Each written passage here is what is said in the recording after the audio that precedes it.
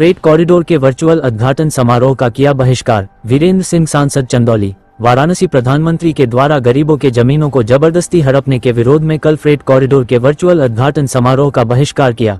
अधिकारियों के द्वारा मुझे सूचित किया गया कि राल्हुपुर, ताहिरपुर, मिल्कीपुर तथा आसपास के गांव से करीब 150 एकड़ जमीन पर फ्रेट कॉरिडोर का निर्माण किया जाएगा, जिसका वर्चुअल उद्घाटन प्रधानमंत्री करेंगे। मैंने जवाब दिया कि गरीबों के जमीनों को हड़प करके बिना मुआवजा दिए बनने वाले फ्रेट कॉरिडोर के उद्घाटन के समारोह में जाना गरीबों के अपमान करने के बराबर है।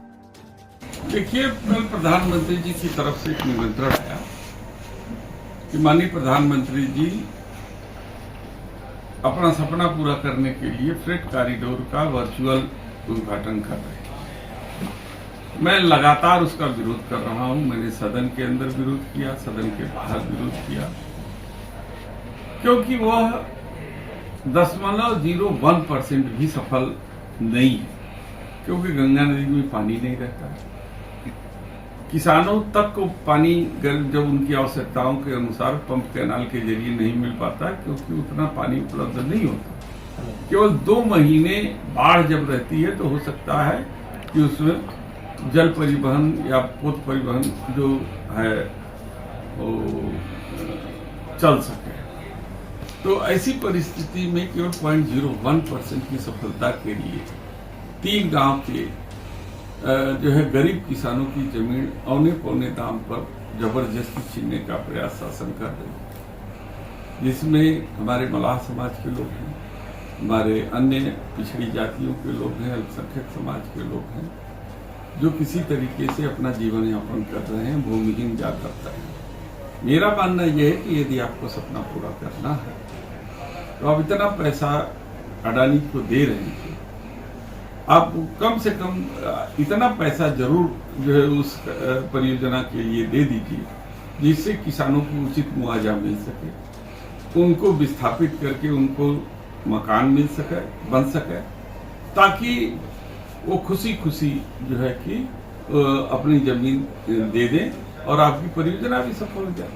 लेकिन पता नहीं क्या है कि किसानों को, गरीबों को पैसा देने में यह सरकार इतनी कंजूसी करती है, जबकि देश के बड़े उद्योगपतियों को पैसा देने में उनके हाथ पूरे खुले रहते हैं। जब ये सरकार बनी थी इस देश में, तो देश के अंतिम व्यक्ति की तकलीफों को ध्यान में रख करके कल्याणकारी राज्य बना था और उस पर सारी योजनाएं बनी थी। लेकिन आज उल्टा ही है, देश के सबसे बड़े व्यक्ति के जो है कि परिस्थितियों को देख करके उनके कल्याण के लिए सारी परियोजनाएं बनती है। इसलिए हम समाजवादी होने के नाते हम किसानों के साथ खड़े हैं और विरोध किए।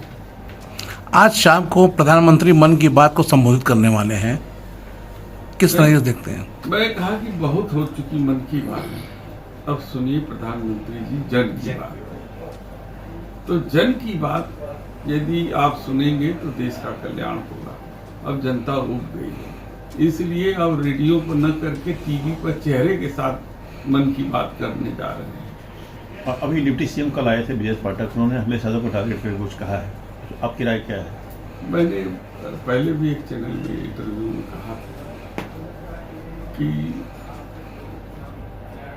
ब्रिजेश पाठक जी जब बहुजन समाज पार्टी में थे तो इसी भारतीय जनता पार्टी को बहुत अवसर देते थे, गालियां देते थे और फिर उसी में चले गए।